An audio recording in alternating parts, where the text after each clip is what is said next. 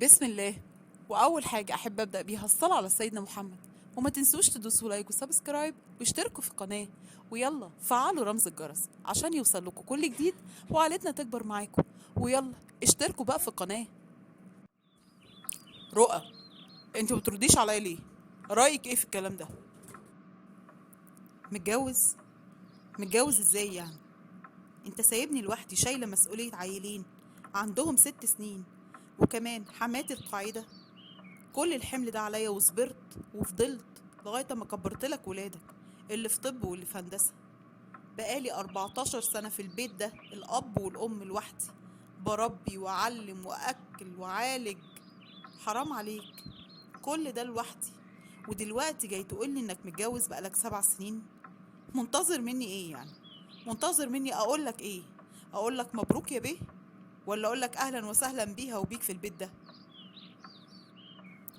وانا هعمل ايه يعني يا رؤى؟ انا راجل وكنت محتاج واحده ست جنبي. انا لوحدي في الغربه وما قدرتش استحمل، وانتي هنا كنتي بتربي العيال. اعمل ايه يعني؟ وبعدين انا ما غلطتش وما عملتش حاجه حرام. انا اتجوزت على سنه الله ورسوله. ما عملتش حاجه حرام؟ هو مش حرام يا سامح انك تتجوز من ورايا؟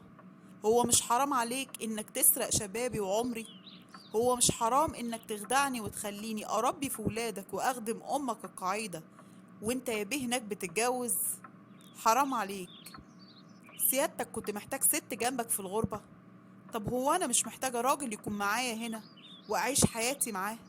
انت راجل كذاب واناني. واخر كلمة هقولها لك، طلقني.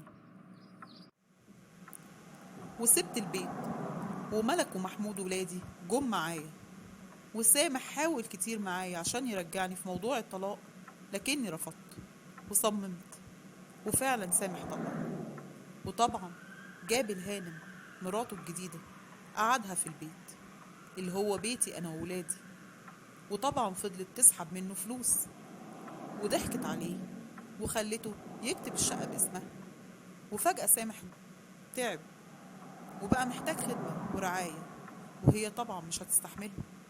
عملت فيه ايه؟ طردته من البيت.